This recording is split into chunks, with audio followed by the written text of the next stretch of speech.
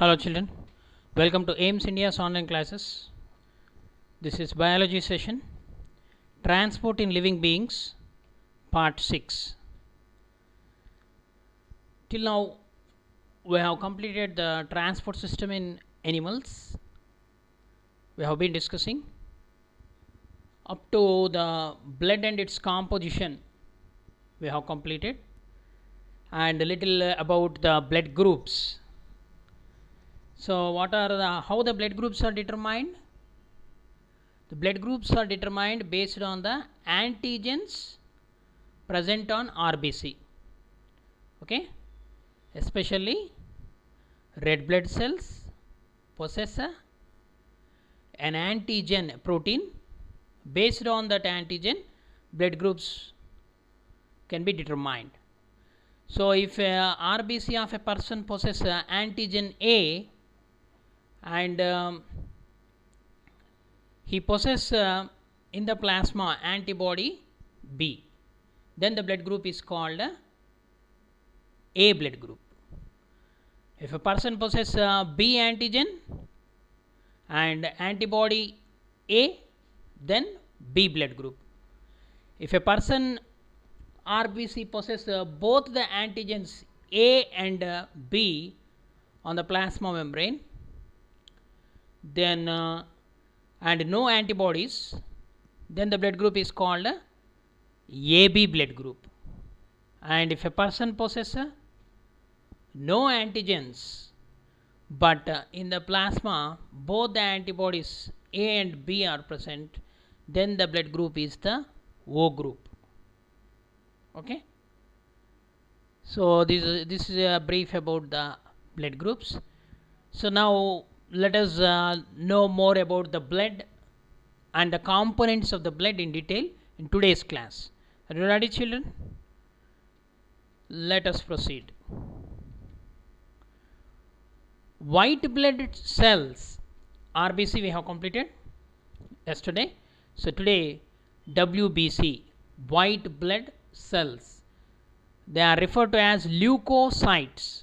Leuko means white, cytes means cells. WBC, white blood cells. So they are generally larger than red blood cells and have a clearly defined nucleus, whereas RBC without nucleus. A mature RBC is a prokaryotic cell without nucleus, whereas WBC or eukaryotic, they possess well defined nucleus. They are also produced in the bone marrow and have various functions in the body. Okay, bone marrow means the tissue present in the middle of the long bones. So the process of production of blood cells is called as hemopoiesis. WBC also produced from the bone marrow by cell division. Certain white blood cells called lymphocytes are essential components of immune system. Okay, so generally WBC are called leukocytes. They are classified into different types. The group of WBC by name lymphocytes, they are essential components of immune system. Okay, so especially these white blood cells or blood cells, okay, erythrocytes and leukocytes, they are called corpuscles. So what is the speciality of these corpuscles? Means they will move from one place to another place, whereas other cells of the body cannot move, cannot have such ability. Okay, so that's why these blood cells are called blood corpuscles. White blood corpuscles, red blood corpuscles. Though the WBC are less in number compared to RBC, they perform vital functions. Okay, especially defense. So these are the types of WBC based on staining, because WBC are colorless. If you observe under a microscope without staining, we can't differentiate WBC from RBC. Okay, because WBC are Leukocytes, colorless, we can't see. So in order to observe these WBC, we need to stain. Okay, we have to add color to the cells so that we can clearly see the these cells under the microscope. Okay. So here after staining, these are the WBC, different types of WBC. There are 5 main types of WBC. They are categorized into 2 groups, that is granulocytes and agranulocytes. So these granulocytes are again divided into 3 types based on the staining. They are acidophils or eosinophils, which are stained by acidic dyes. Basophils are stained by basic dyes. Okay, and the third one is neutrophils. Neutrophils are the dyes which are stained by neutral. They are neutral to acidic or basic. Okay, they are granulocytes. The cytoplasm possesses several granules, and the nucleus also, lobed nuclei are present in the granulocytes. Whereas agranulocytes, the cytoplasm is plain, no granules inside. They are again divided into 2 types, lymphocytes and monocytes. Monocytes are the largest of all WBC. Neutrophils are called the soldiers of the body. They are the main defense, and lymphocytes play a very important role in the maintenance of immune system.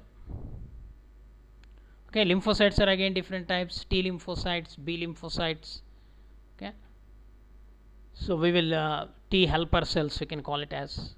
Okay, you can study this in the higher classes, but basically WBC are of 2 types. So let us see. So other cells called neutrophils and monocytes function primarily as phagocytic in function.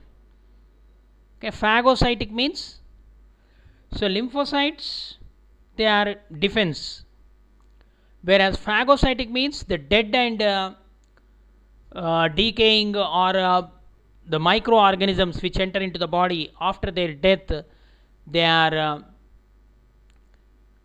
engulfed, means they are eaten away by these neutrophils and monocytes. Especially the monocytes, they are called the scavengers of the body, scavengers which will clean.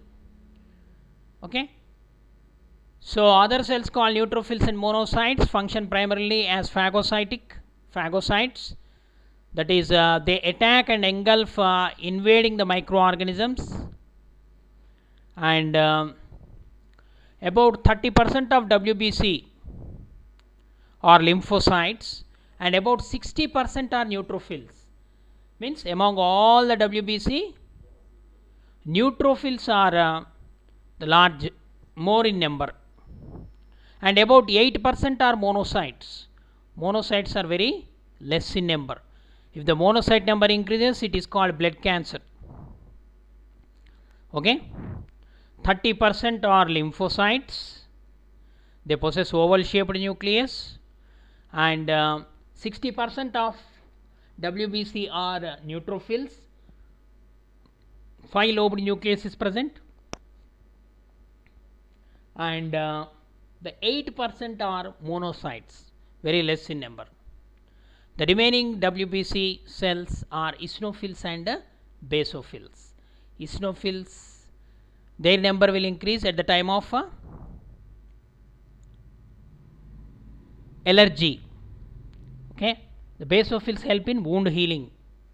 Okay, they accumulate at the site of wound, and they kill the bacteria or foreign organisms enters through the wound. Basophils, they possess S-shaped nucleus. See the WBC here, neutrophils, eosinophils are also called acidophils, and basophils. The cytoplasm of these cells possess granules, that's why they are also called granulocytes. Okay, these eosinophils, basophils and neutrophils.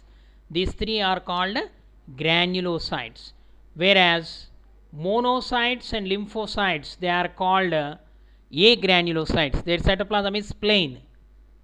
Okay, if you see the shape of the nucleus, two-lobe nucleus is present in the eosinophils, S-shaped nucleus is present in the basophils, five-lobed nucleus or multi-lobe nucleus is present in the neutrophils, whereas large nucleus is present in these agranulocytes, especially monocyte, kidney-shaped nucleus is present, big nucleus, and whereas in the lymphocytes, oval-shaped round nucleus is present in the lymphocytes. Okay, lymphocytes 30%. Most abundant of WBC are neutrophils. Next to neutrophils, lymphocytes, and remaining 10% these acidophils, basophils.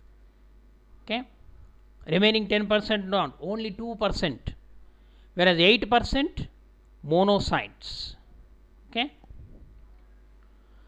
so their functions are uncertain, we can't say exactly.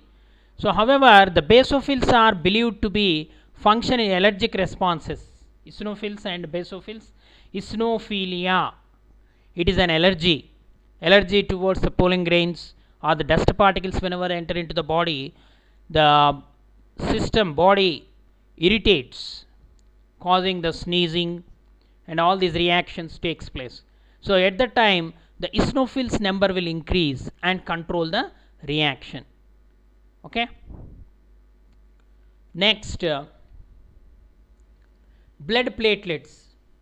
Okay, the solid components of the blood are of three types, that is erythrocytes, leukocytes, and thrombocytes. Thrombocytes are also called blood platelets. The platelets are small disc shaped blood fragments produced in the bone marrow. These are also produced by bone marrow. They are also similar to the RBC without nucleus. They lack nuclei and are much smaller than erythrocytes. Okay, erythrocytes are somewhat big in size due to the presence of a protein called hemoglobin, but in thrombocytes they are much smaller compared to RBC, and also known as technically as thrombocytes. Blood platelets are also called as thrombocytes. Thrombus means plate-like cells. Okay, that's why blood platelets are thrombocytes. They serve as the starting material for coagulation of blood or blood clotting. They act as or they serve as the starting materials. The platelets adhere to damaged blood vessel or the walls of the blood vessels, and thromboplastin is a protein liberated from the injured tissue. Okay, so whenever a wound occurs, these thrombocytes will attach or will adhere, means go to the site and stick there, and they release a protein called thromboplastin and form a mesh like structure. See here. So here a wounded blood vessel, the blood is oozing out, red blood cells, and along with that the platelets also will come out, the broken blood vessel region, and there the activated platelets, thrombocytes, they release the thromboplastin and form the clot and fibrin. Fibrin is a protein. Okay, it form a mesh like structure and close the blood vessel, the wounded part, so that extra blood may not oozes out. Okay, this is the gift given, so that if this mechanism is failed, then the entire volume of the blood may oozes out through a small wound. That condition is called as hemophilia. Hemophilia is a disease during which this blood clotting mechanism is not up to the mark. or failed. When the blood clotting mechanism failed, there are several factors influencing the blood clotting mechanism, such as these blood platelets is the first step. They gather at the wounded place and form a mesh-like structure that is called clot. Okay, in order to form the clot, not only the platelets, but other factors like vitamin K and calcium is also required for the formation of the clot. Okay, so in the hemophilia people, this mechanism is hampered. Okay, so it's a natural phenomenon. Blood platelets helps in the coagulation of blood at the wounded site. Further, thromboplastin in turn activates other clotting factor in the blood. What is that? Along with calcium ions, other factors, calcium ions and other factors may include vitamin K also. The thromboplastin is converted, or it converts the blood protein prothrombin into thrombin. Okay, in the presence of thromboplastin, the blood protein prothrombin is converted to thrombin. In the image you can see here the fibrin is formed, no? The fibrin, thrombin, these are all the proteins which are accumulated and form the clot. Okay. Next, the thrombin then catalyzes the conversion of its blood protein fibrinogen into a protein called fibrin. Okay, see the reaction. First thromboplastin, then thrombin, now fibrin. Okay, thrombin catalyzes the conversion of its blood protein fibrinogen into a protein called fibrin, which forms a patchwork or network of mesh-like at the injury site. Okay, fibrin finally forms the patchwork mesh at the injury site. As the blood cells are trapped in the mesh, a blood clot forms. Okay, see here clearly in this picture we can see the clotting factors. Prothrombin forming thrombin. In the presence of this thrombin, fibrinogen is converted to fibrin.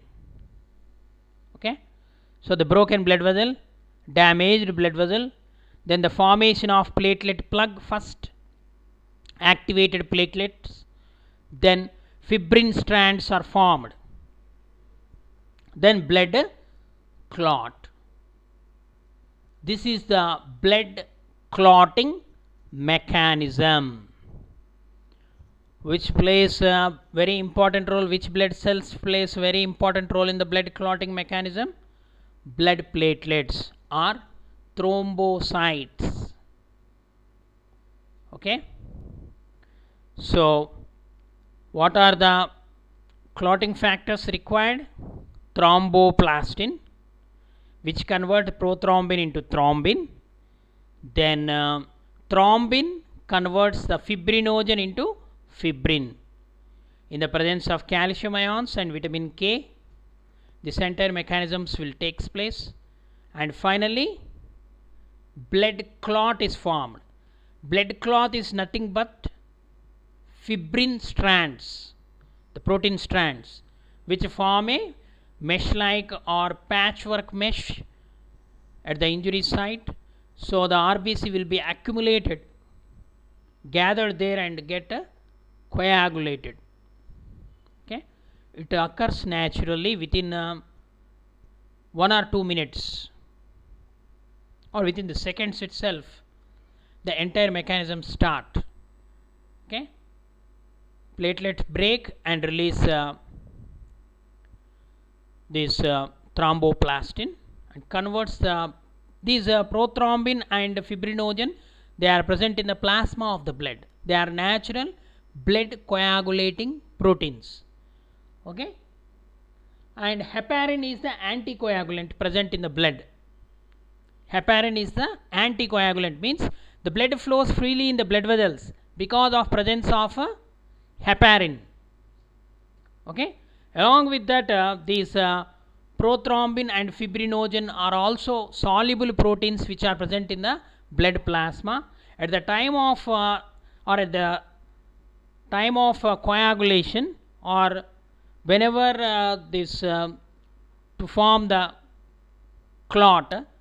So these fibrinogen and this prothrombin are activated by the clotting factors and form the fibrin finally. Okay, so it's a natural phenomenon present in all human beings. Okay, so what we have learned till now, let us recap. The plants have the tissues to transport water, nutrients and minerals. Xylem transports water and mineral salts.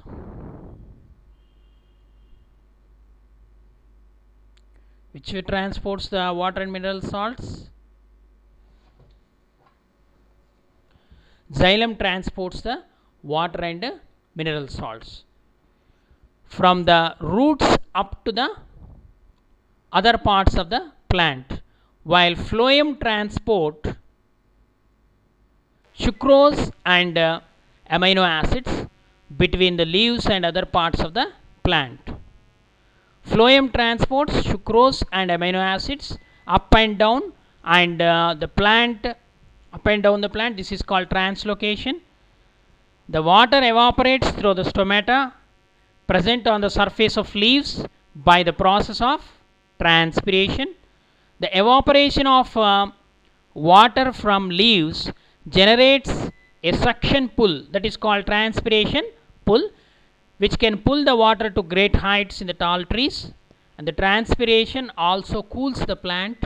Stomata are the tiny pores present on the surface of the leaves. These pores are surrounded by guard cells which regulate the exchange of gases and water vapor. Blood is the fluid. It transports the dissolved gases and the nutrients and waste products around the body. Blood vessels in which the blood flows around the body. What are the blood vessels? Arteries, veins.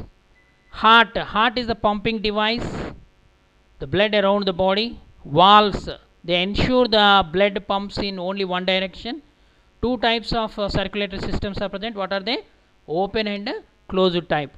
Open type of circulatory system found in the invertebrate groups, including crustaceans, snails and insects.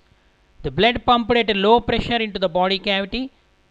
What is that? Hemocoel, that is called. The blood bathes organs directly and moves slowly through the tissues, returning to the heart by means of collecting ducts. This is quite insufficient and only suitable for small organisms. Whereas in closed type of circulatory system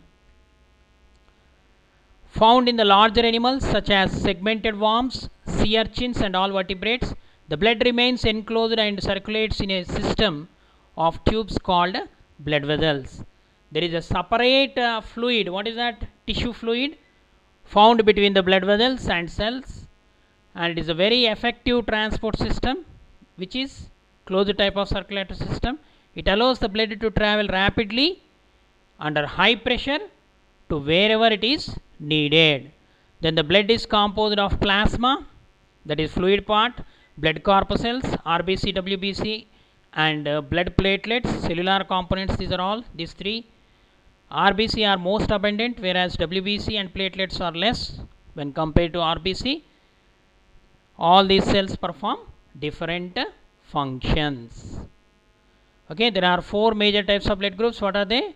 A, B, AB and O group. Okay children, thank you for watching our video. Please subscribe our channel and press the bell icon for receiving latest updates.